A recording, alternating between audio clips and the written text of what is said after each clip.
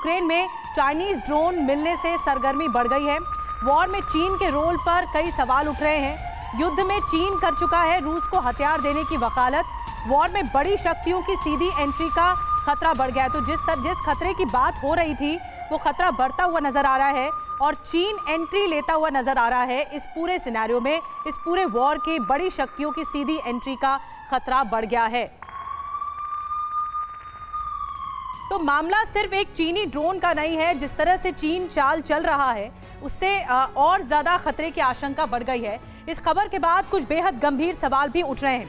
आइए उन सवालों पर गौर कर लेते हैं। आखिर वो कौन से ऐसे सवाल हैं जो कि चीन की एंट्री पर संदेह जरूर जताते हैं। वॉर जोन में जो चीन का ड्रोन है, चीन क्योंकि लगातार मदद कर रहा है और रूस का समर्थन कर रहा है, दूसरी तरफ शांति व्यवस्था की बात करता है, दूसरी तरफ ये भी कहा जा रहा है कि जेलेंस्की से भी बात होगी। तो चीन इस वक्त दोहरा रवैया अपना रहा है, लेकिन इससे कई सवाल उठ रहे हैं। फ्रीडम ऐप से सीखकर क्या आप ताइवान अमरूद की खेती करते हैं? अगर ऐसा है तो आप अपने ताइवान अमरूदों को 1 करोड़ फ्रीडम ऐप के जो ग्राहक हैं उन्हें बिना किसी खर्चे के आप उसे बेच सकते हैं। क्या चीन गुपचुप तरीके से वॉर में रूस की सैन्य मदद कर रहा है?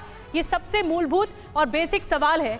क्या इसी वजह से चीन तर्क देता रहा है कि यूक्रेन को हथियारों की मदद की तर्ज पर रूस को मदद क्यों नहीं?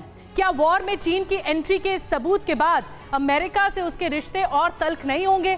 ये सवाल इसीलिए भी अहम है। और इस अगला सवाल, यूक्रेन को पोलैंड से फाइटर जेट और रूस को चीनी ड्रोन, क्या वॉर में दूसरे देशों की सीधी एंट्री शुरू नहीं हो जाएगी? इसको लेकर क्या रूस यूक्रेन वॉर अब 2 देशों से निकलकर आगे नहीं बढ़ जाएगा?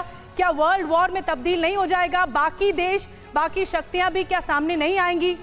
थापर सर, आप कुछ ऐड ऑन करने चाह रहे थे। इससे पहले भी आपने कहा कि जिस तरह के हालात इस वक्त बनते हुए दिख रहे हैं और चीन की एंट्री ये सवाल जरूर पैदा करती है, ये आशंका और ज्यादा बढ़ गई है। दूसरे देश भी इस बात की हिमाकत करेंगे कि इस वॉर को बड़ा किया जाए, वर्ल्ड वॉर में तब्दील किया जाए, एक दूसरे से फिर मुल्क लड़ना शुरू हो जाएंगे। देखिए, वर्ल्ड वॉर तो मैं नहीं कहूँगा कि अभी जैसे कि वर्ल्ड वॉर को हम समझते हैं कि वैसी सिचुएशन आई है, लेकिन हाँ, साइड जरूर ले ली है मेजर पास ने। और आपको समझना पड़ेगा, चाइना एक सेकंड पोल की तरह निकल रहा है।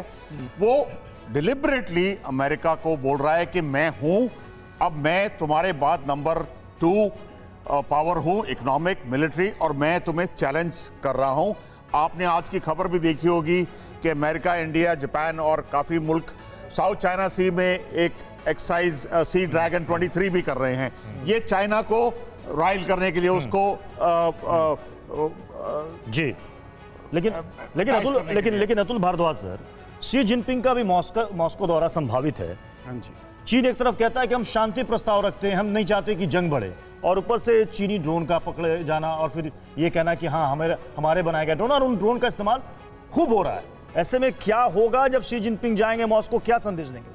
देखिए, ये तो शुरू से क्लियर है कि ये वॉर में चीन जो है रशिया के साथ पीछे खड़ा हुआ है। उसमें तो कोई दो राय नहीं है। और वेस्ट जो है वो यूक्रेन के साथ खड़ा हुआ है।